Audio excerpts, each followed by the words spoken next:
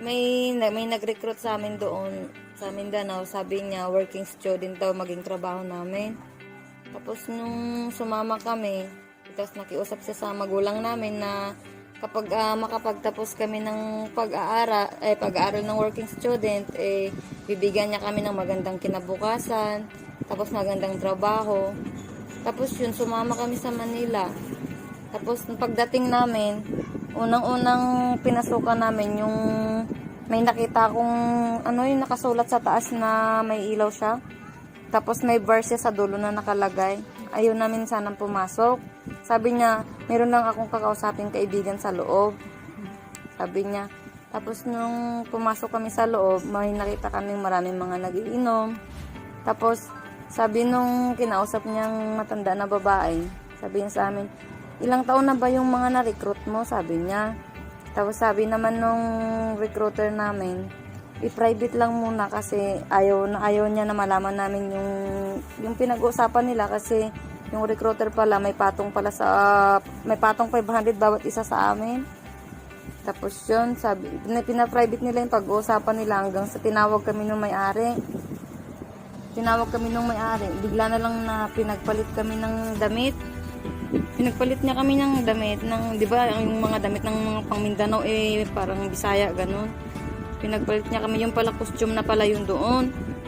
Kami wala kaming kaalam-alam, mas ignorante kami sa barda, di ba? Ignorante kami sa ganun, wala namang bar sa Mindanao. 2014 ako na malis sa amin. Tapos pinagpalit kami ng damit. Tapos tinawag kami ng recruiter namin, pinaupo kami sa isang lamisa. Tapos mayroong tumatawag sa kanya na yung mga nagiinom. Tapos pinatawag, sino yung ituturo nung lalaki? Yun din yung lalapitan niya sa amin. Tapos paupuin kami sa tabi ng lalaki. Tapos sabi niya, kung kasama to kasi bukas, mag-uumpisa na kayo bukas. Sabi ko, anong klaseng yung working student? May ganito pang working student, sabi ko. Ang alam ko sa working student, magtatrabaho na mag-aaral, ganun. Tapos sabi niya, kasama to para kayo, may mga budget kayo pag nag-ano kayo ng working student. Kahit isang linggo lang. Tapos sabi namin sa kanya, hindi namin kaya yung sinasabi niya sa amin na gagawin namin. Hindi namin kaya, hindi naman namin kasanayan. Kasi kami taga Mindanao. Tapos sabi niya dun sa may-ari nung bar na wag daw muna kaming pilitin hanggang sa yung maging mahasa daw kami. Tapos yung ginawa naman nung may-ari ng bar, sa tuwing nagiinom siya, yung matandang babae kasi lasinggera kasi siya. Pag nagiinom siya, tapos siyempre iniwan na kami ng recruiter namin doon nang wala kaming kaalam-alam na yung natanggap niya na yung bayad namin na bawat isa sa amin 500. Tapos iniwan niya kami. Ngayon wala kaming magagawa, tanong kami ng tanong dun sa nalalasing na may-ari ng bar na lasinggera, ma'am, babae. Asan na po yung kasama namin? Sagot-sagot niya lang sa amin wag nyo nang hanapin kasi hindi na yun babalik. Ngayon ang boss nyo ako na. Tapos sabi niya sa amin, ma'am, bukas ikaw merong kang customer bukas. Sabi ko, anong customer, ma'am? Sabi ko sa kanya, hintayin mo na lang bukas, matulog na kayo ng maaga, pagising nyo bukas malalaman nyo yan. Tapos yun, ma'am, pulis pa yun ng San Pedro Laguna, ma'am, yung unang-una niyang pina-customer sa akin, pulis ng San Pedro Laguna yan. Tapos ayaw kong pumayag, ma'am.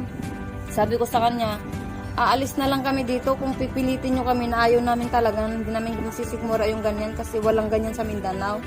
Alam mo, ma'am, pag binabatukan niya kami, sinasampal, sinasabunutan, sinasabihan niya kami na yung perang binigay ko sa recruiter nyo, kung gusto nyo na umalis dito, bayaran nyo ngayon din.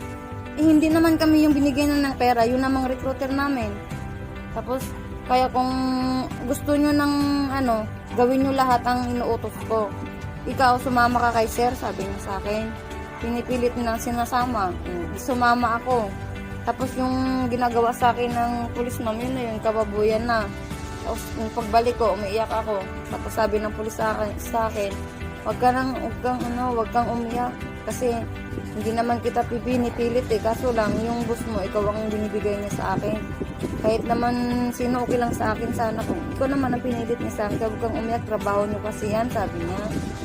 Tapos yun, tinanong ko si boss namin, ma'am, kung binayaran siya ng pulis. Ang sabi niya sa pulis, Oo, binigay sa akin yung bayad mo, pero wala kang makukuha sa akin. Kasi ito, bayad ito ng mga ginagastos nyo dito sa loob, mga kinakain nyo, mga shampoo nyo, at saka yung ng recruiter yo.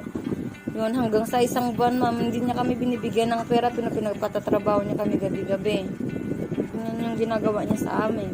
Kasi yung pera na binigay niya sa recruiter, bukod na inutakan kami nung may-ari, pinapabayaran niya sa amin, tapos hindi namin alam kung paano bumalik pa uwi. Kasi siyempre, ignorante kami sa lugar ng Manila kasi taga Mindanao. Ang lagi niyang sinasabi sa amin, kung gusto niyong umuwi, kapag kayo may maurnong na kayong pera, mabayaran niyo na yung ginastos ko dun sa recruiter niyo, saka yung nagastos niyo dito araw-araw. Pag nabayaran niyo na, kusa na lang kayo maghahanap ng pera, mag nakaipon kayo, umuwi kayo, pero wag niyong asahan na ihahatid ko kayo kung nana. Gusto nga tumagal kami dun sa trabahong ganyan. Hanggang sa yung nakaurnong na kami, sir. Tapos may mga nakilala na kami mga barkada, ganon. Sila na, sa kanila na kami sumasama, gahanap kami. Napanasubukan ko pang nagtrabaho, ma'am, ng yung trabaho sa bahay. Subukan ko na nga tulong sa ganong edad ko. Naglalaba, nagwasing ang tanak tay bus ko. Pinapagatan ako ng bus ko, tamarumi pa yung damit nga lalabahan ko. Di ko pa alam maglaba masyado. Siyempre sa kagustuhan namin na meron kami mga pamasahe. Yun, pinapasok namin yung ganyang trabaho. Hanggang sa nakalayo kami ng nakalayo na doon. Kasi yung iba naman, yung tatlo namin kasama, meron silang, di ba yung, alam yung customer nila? Yun ang tumulong sa kanila. Tapos, inaano sila yung parang binabahay na sila talaga. Naasawa ba, live-in partner, pero hindi legal, gano'n. Sa may asawa yung mga lalaki. Ganun. Hanggang sa kakahiwa-hiwalay kami, ang natagal lang na nagkasama ng huli, tatlo kami. Yun yung dun sa may binsang at saka yung dun sa may pasukin. Tatlo kami. May kasama kaming bakla dito noon. Sabi niya, punta na lang tayo ng Ilocos mga girls. Sabi niya, kawawa kayo dito, magiging rugby girl ka dito. Sabi niya sa akin. Siyempre kasi sa Manila wala kaming tirahan. Wala kaming kakilala. Parang nga kaming parang mga ibon na kung saan kami lang matutulog noon. Ang sa ilalim ng tulay, doon kami hihiga. Tapos pag madaling araw na, maghahanap na naman kami ng kung ano matatrabaho namin para makakain kami. Saka gusto lang namin na umalis doon sa bar na pinagdalan sa amin. Kahit parang nga kaming mga rugby girl na parang napariwara kami simula nung nilayasan namin yung bar kasi wala kaming totally mauuwian.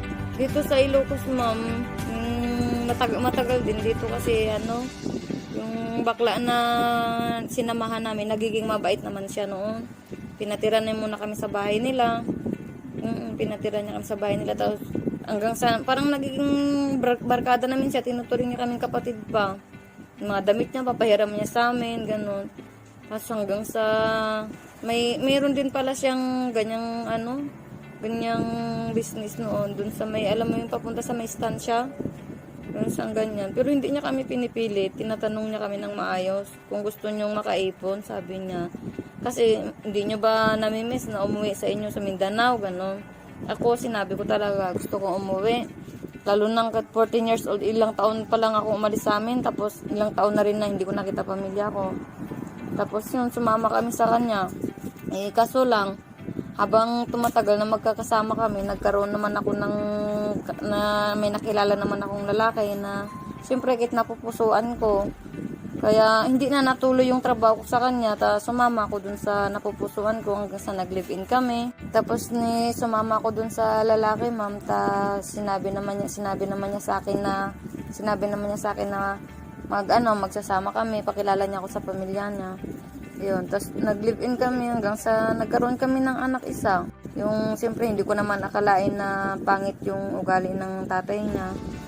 Yun, gaputa siyempre, nanggaling naman ako sa ganyang trabaho. Hindi ako nirerespeto ng magulang niya. Parang lagi nilang pinapamukha sa akin na hindi naman yan anak ng anak ko. Hindi naman namin siguro kadugo yung bata. Kasi baka buntis ka ng inuwi dito ng anak ko, ganun. Yun, tapos umalis ako sa kanila. Sinama ko yung anak ko. Tapos ganun ulit, para ulit akong pariwara na naman ako. Saan na naman ako napupunta hanggang sa nangangasira kami. Nakilala ko yung taga Cagayan Valley. Nangangasira kami. Ganyan din. Meron din siyang alam na ganyang pasukan. Nagtrabaho na po ako sa Binsang. may nakilala po akong lalaki na taga dito po sa Bacara, Ilocos Norte. Alam niya po na may mga anak po ako sa una kong mga kinakasama. Yun. Tanggap naman niya po yung mga anak ko hanggang sa nahulog po yung loob ko sa kanya dahil sa kabaitan na pinapakita niya po sa akin. Tapos yun, sinabi niya po sa akin na kung papayag ako, na aklunin niya yung mga anak ko, magsasama kami. Hanggang sa sumama ako sa kanya. Kasi wala naman akong nakita na hindi maganda sa kanya kasi puro kabutihan ang pinapakita niya sa akin. Sumama ako dun sa kanila, pinakilala niya ako sa magulang niya, sa mga kapatid niya. Mababait sila lahat, pati mga kapatid niya. Talagang tinatrato akong hipag talaga kahit na hindi pa kami nagtagal na nagsama. Tapos yun, umabot na kami ng 1 buwan sa kanila. Tuloy-tuloy na maganda ang pakikisama nila sa akin. Saka sa mga anak ko. Hanggang sa nagkaroon din kami ng hindi nagtagal. Nagkaroon din kami ng magiging anak. Nagbuntis ako.